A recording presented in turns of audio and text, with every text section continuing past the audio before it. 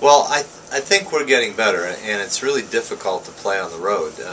Both those teams played us really tough when we played them at their place, and I think two things are evident: that we are getting better, and our bench is getting better.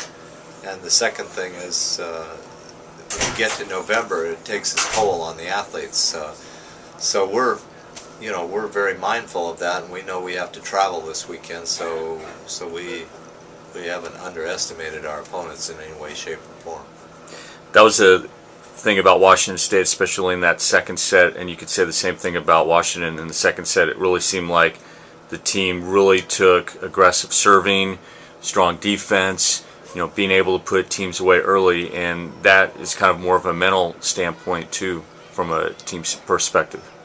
Well, I think that when you're playing at home, if you can get on your opponents, you have an advantage, certainly. And when we go on the road, that's the one thing we're most concerned about, is not to play behind if we can help it. But you say don't do it, but it doesn't mean that's not going to happen. So you just have to play as well as you can play. You have to prepare properly and be ready. And that I thought we prepared well for this weekend's matches.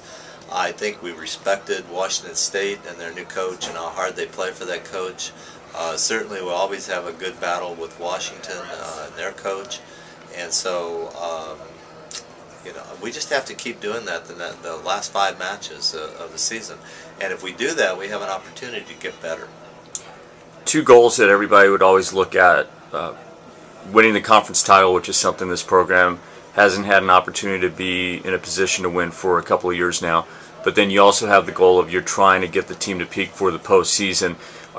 Are those 2 goals mutually exclusive? Are you maybe telling the team, hey, look, we've got a shot at the title, or are you more concerned about just playing well coming up to the postseason? Well, honestly, I've never really made the conference championship a big thing, simply because it always comes down to the last couple of weeks. And I always remember watching the old ACC basketball tournaments where Duke and North Carolina and Maryland and those schools just beat each other up, only to falter in the NC2A tournament because they were so tired from the home and home and then the conference tournament, and then turn around and try to play in the NC2A tournament. And it just seems to me that our focus has always been to keep trying to get better. If we can win the championship, great, everybody would be happy, but not as an end all, because we really want to win the national championship every year. And we play and practice with that in mind. When we recruit with that in mind. And so we really want to try to do that every time we get a chance. And I just don't want to focus on a short-term goal like the conference championship when we're so close to getting ready to get into the NC2A tournament. You're noticing over the practices now, shorter practices, but better intensity, a better work ethic from the team. And as you've said before, you're starting to see a couple players really start to click in as far as what it takes to play at a very top level this season.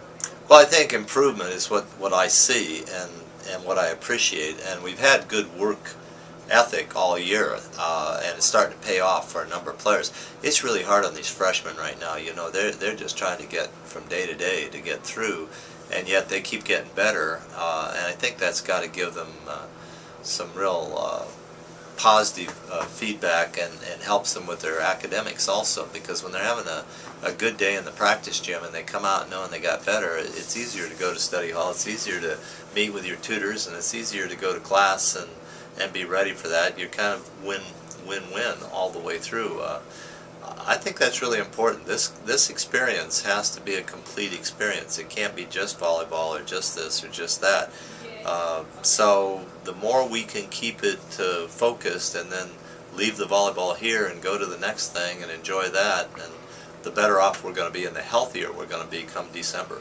And a lot of that has to do with preparation. I mean, it's no coincidence. One of the things we can see right here in the office that you have right here, you have a little thing about Murphy's Law. Murphy's Law, yeah. And we hear you say that a lot because you always have to prepare for that when you go on the road.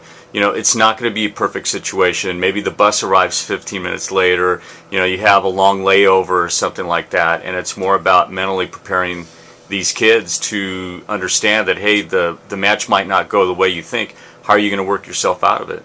Yeah, that was given to me by the 2004 team, Emily Adams' team. We had a number of Murphy's Law things happen, and they got the biggest kick out of getting that off the internet, framing it and signing it and giving it to me. But it really is true. You have to make everything be a half glass of water full rather than half empty, and we work real hard at that. That's one of the things we do in our preparation in September and August, and it helps us when we get into these situations as we get closer to the end of the season.